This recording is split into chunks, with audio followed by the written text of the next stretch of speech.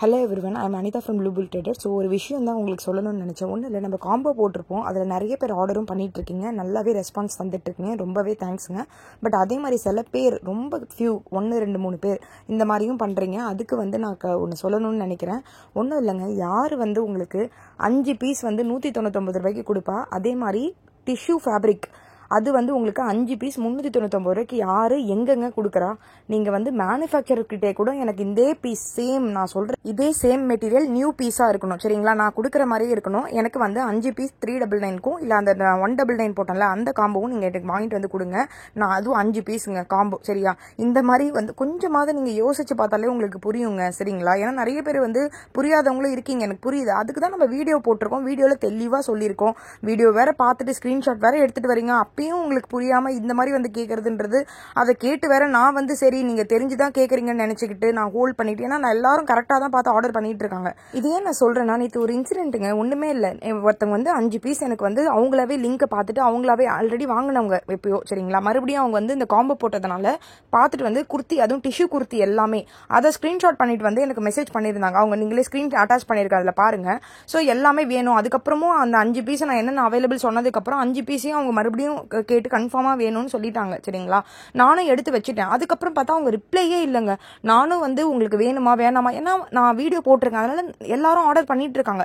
எனக்கு என்ன ஆகுது, இவங்களுக்காக நான் ஹோல்ட் பண்ணி வாங்க வந்தவங்களும் இல்லைன்னு சொல்றேன், ஏன்னா இவங்க ஹோல்ட் பண்ணிருக்காங்க. நீங்க கேட்கலாம், ஏன் சிஸ்டர் நீங்க பே பண்ணாம ஹோல்ட் பண்ணீங்க அப்படின்ட்டு. இதுக்கு முன்னாடி ஒரு இன்சிடென்ட் இப்படிதான்ப்பா, நான் பே ஸோ அவங்க கேட்டுட்டாங்கன்னு நான் என்ன பண்ணேன், ஹோல்ட் பண்ணி எடுத்து வச்சேன். அப்புறமா என்ன பண்ணாங்க, அவங்க ரிப்ளையே இல்லை. அதுக்கப்புறம் ஒரு ஈவினிங்கா என்ன சொல்றாங்க, சிஸ்டர் நான் மற்றவங்க கஸ்டமர் கேட்டாங்க கொடுத்துட்டேன், அது முடிஞ்சிருச்சு அந்த பீஸே, சரியா? ஸோ நான் என்ன பண்ணேன், அந்த கஸ்டமர் என்கிட்ட கேட்குறாங்க, சிஸ்டர் நான் காலையில் செலக்ட் பண்ணனேன் அந்த பீஸ் எங்க, அது எனக்கு வேணும், நீங்க அதை ப்ராசஸ் பண்ணுங்க அப்படின்னு. என்ன ப்ராசஸ் பண்ணணும், நீங்க எதுவுமே ரிப்ளை பண்ணாம நீங்க மட்டும் சொல்லிட்டு போயிட்டீங்கன்னா நான் எப்படிங்க ஹோல்ட் பண்றது?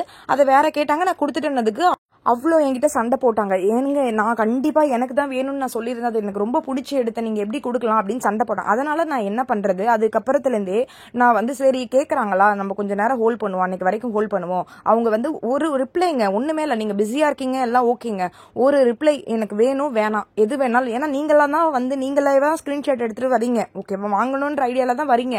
அப்படி இருக்கும்போது எனக்கு இந்த மாதிரி பண்ணதுனால நேற்று என்ன ஆச்சுன்னா, கேட்க வந்தவங்களுக்காக நான் கொடுத்துருப்பேன். எனக்கு அது இல்லாம இந்த 5 பீஸ் மட்டும் மற்ற எல்லாம் சொல்ற 5 பீஸ் அப்படியே நின்னுடுச்சு XXL.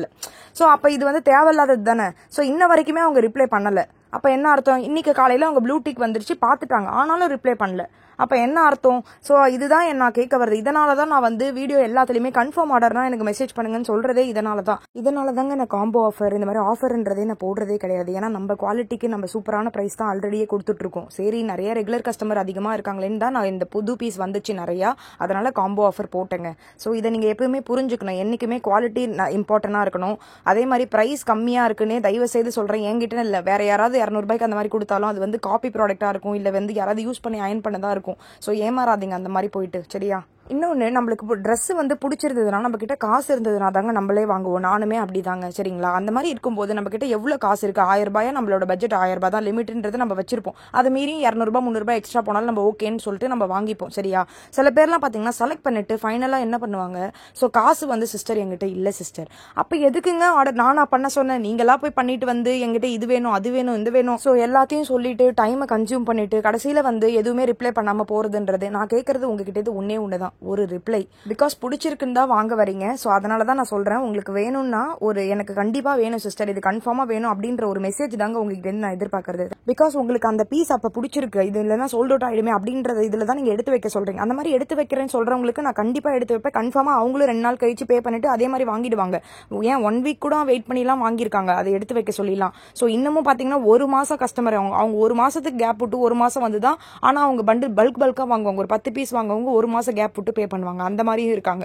பட் ஆனா அவங்க கிட்ட நான் மறுபடியும் சொல்லிட்டேன், அந்த மாதிரி பண்ணாதீங்க, மேக்ஸிமம் 1 வீக் தான் டைம் தர முடியும்னு நான் சொல்லியிருக்கேன். ஏன்னா சரி அவங்களோட கஷ்டத்தை புரிஞ்சுக்கிட்டு தான் நம்ம அந்த ஹெல்ப் பண்றோம். பட் அந்த மாதிரி இதை நம்ம பெருசா இது வரைக்கும் வீடியோ எல்லாம் சொன்னது கிடையாது. ஆனாலும் சில பேர் கேட்பீங்கன்ட்டு 2 நாள் வெயிட் பண்ணி கூட அவங்க பே பண்ணா, ஆனா வாங்கிடுவாங்க. சோ அந்த மாதிரி வாங்குறவங்களுக்கு நான் கண்டிப்பா ஹெல்ப் பண்ணுவேன். பட் ஆனா இந்த மாதிரி டைம் பாஸ் பண்ணாதீங்க, சரியா? இந்த மாதிரி பண்றவங்களுக்கு நான் சொல்லிடுறேன், இதோட ஸ்டாப் பண்ணிடுங்க. இது ஒரு ரெக்வஸ்டா கேட்டுக்கிறவங்களுக்கு கன்ஃபார்மா வேணும்னா தாராளமா மெசேஜ் பண்ணி வாங்கிக்கோங்க. தேங்க்யூங்க.